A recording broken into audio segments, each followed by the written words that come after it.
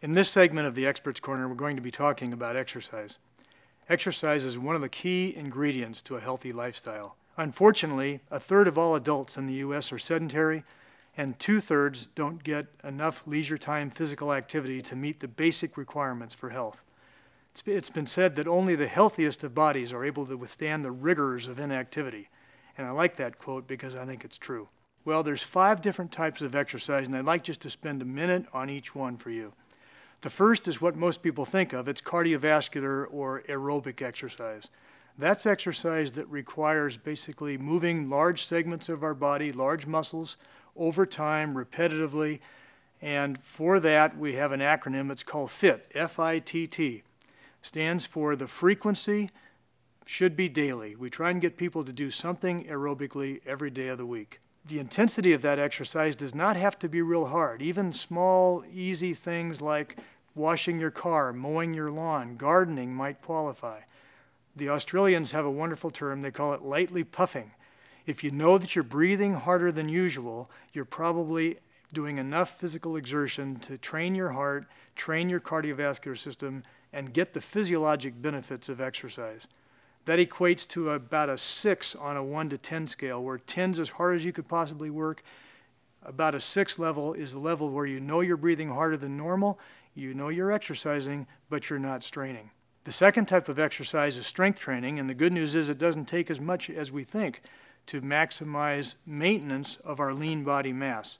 What we don't want is to develop what's called sarcopenia, which is the state of not having enough lean mass to do normal daily life without unnecessary risk of injury. In order to maintain the lean mass that we have, it takes one set of 15 repetitions through a full range of motion per week against moderate resistance. And if we do that, we're going to prevent our muscles from atrophying unnecessarily. If we want to build up muscles, we have to do more than that, but if we just want to maintain what we have, that's all we need to do. Unfortunately, most people don't do enough of that, and the average person between the ages of 25 and 55 gains about 30 pounds, most of it fat, not lean, and that's what we want to prevent. The third type of activity is agility or coordination training. Unless you train for coordinated activities, you might lose the ability to do them. So, for example, if I'm just working out in a gym and I have one plane range of motion in a seated bench press as an example, the rest of my body is not supporting that key weight, and because it's not supporting that weight, I'm strengthening the one muscle that I'm moving, or the 2 muscles, but I'm not using my balancing muscles, my anti-gravity muscles, to support that one motion. So skipping, hopping, dance, bowling, golf, tennis, any of those activities require different forms of neuromuscular movement, and it trains your body to be totally fit. The next type of exercise is flexibility.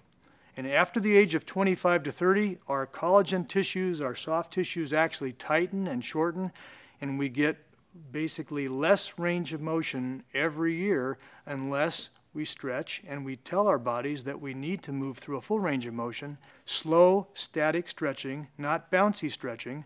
Take it on slowly to where it's comfortable, stop at the end, hold it for 20 seconds, and then gradually let it off. 2 or 3 or 4 of those repetitions of flexibility every day will maintain resting muscle length and maximize your range of motion. And the last type of exercise is what we call sport-specific exercise. There is a rule called neuromuscular facilitation and sport specificity. We tell athletes that if they want to get better in a sport, it's not just enough to be strong and flexible. They also have to figure out ways to train just so their body becomes used to doing exactly the motions that are used in that sport. So if you're a golfer, we want you to reproduce the golf swing motion. If you're a tennis player, it's the tennis motion. If you're a bowler, it's the bowling motion. Whatever you train for is exactly what your body learns to do better. The bottom line is to be a healthy individual, to offset the aging process, to maximize your performance in life with strength, range of motion, and agility. We need to be daily active. We need to do cardiovascular work, resistance training work. It doesn't have to be weights, but something against resistance to maintain our lean muscle mass. And then we need to have agility and coordination in our daily activities so that we don't become injured. If you're a fit person and you engage in this type of regular activity, you're going to be stronger, you'll feel healthier, you'll maintain better function throughout your life, you won't suffer the rigors of inactivity leading to atrophy of your body, and you'll be a peak performer for much, much longer. Thank you.